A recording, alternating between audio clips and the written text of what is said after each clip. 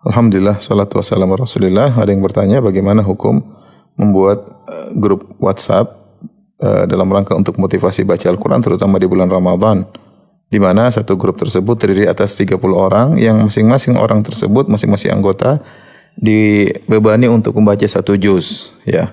Apakah jika dalam satu hari masing-masing sudah baca satu juz sehingga sudah 30 juz terbaca dalam grup tersebut, maka telah dianggap menghatamkan Al-Quran?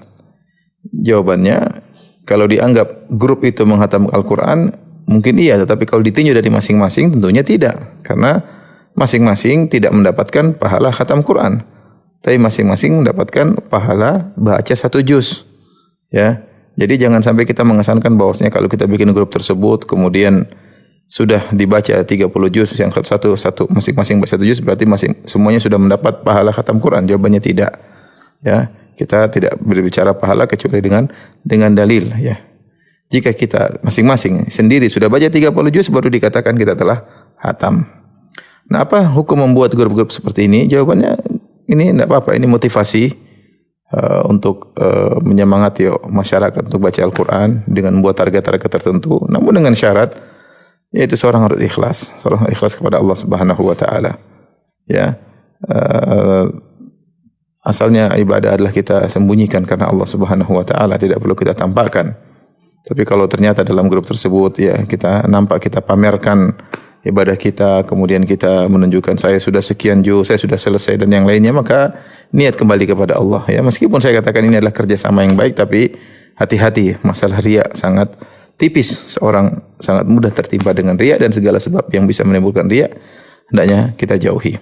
Terutama jika grup-grup tersebut ternyata dibuka dalam rangka untuk belajar, ya. Ada di antara anggota grup yang dia ahli tajwid, sehingga ada yang bisa menyetorkan hafalannya kemudian dinilai oleh sang ahli tajwid tersebut, maka ini perkara yang baik, ya. Ini namanya belajar Al-Quran di bulan Ramadan tentu sangat baik. Pertanyaan berikutnya, sama dalam satu grup 30 orang misalnya, kemudian salah seorang membaca, yang lain mendengarkan. Apakah yang mendengarkan dianggap telah membaca? Jawabannya bahwasanya mendengar tidak sama dengan membaca. Dalil yang datang yaitu membaca, man qara'a harfan min kitabillah falahu hasanah wal hasanatu bi asyri amsalihha. Barang siapa membaca Al-Quran, maka setiap huruf yang dia baca dia akan mendapatkan 10 kebaikan, ya. La aqulu alif lam mim harfun, aku tidak berkata kata Nabi sallallahu alaihi wasallam alif lam mim satu huruf, walakin alif harf, lam harf, mim harf. Tapi alif satu huruf, lam satu harf, mim satu huruf. Jadi kalau orang baca alif lam mim dia dapat 30 pahala. Mendengarkan juga ada pahalanya, ya. Mendengarkan juga ada pahalanya. Allah Subhanahu wa taala berfirman, wa idza quri'al Qur'an fastami'u lahu wa ansitu la'allakum turhamun. Jika dibacakan Al-Quran, maka dengarkanlah dan simaklah, semoga kalian dirahmati oleh Allah Subhanahu wa taala. Oleh kerana Nabi sallallahu alaihi wasallam terkadang mendengarkan bacaan Al-Quran. Nabi sallallahu alaihi wasallam pernah meminta Ibnu Mas'ud untuk bacakan Al-Quran dan Nabi dengar. Dan Nabi kemudian menangis tatkala mendengar bacaan Ibnu Mas'ud radhiyallahu anhu. Nabi sallallahu alaihi wasallam juga pernah mendengar Abul Hasan Al-Asy'ari baca Al-Quran, Nabi diam kemudian Nabi dengarkan. Jadi membaca Al-Quran pahalanya ada, mendengarkan juga pahalanya ada. Dan sebenarnya mengatakan semoga mendengarkan, menyimak Al-Quran juga pahalanya seperti membaca jika dia mendengarkan dengan niat yang tulus, dia mendengarkan dalam rangka mentadaburi Al-Quran tersebut karena tujuan Al-Quran adalah untuk ditadaburi, maka insya Allah juga dapat pahala. Semoga sama seperti orang yang membaca.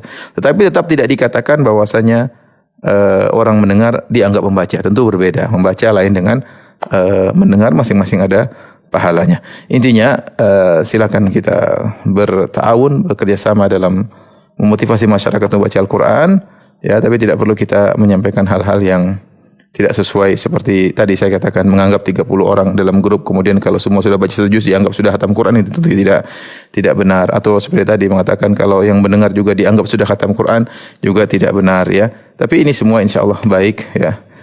Selama kita ikhlas karena Allah Subhanahu wa taala. Wallahu taala alam bisawab.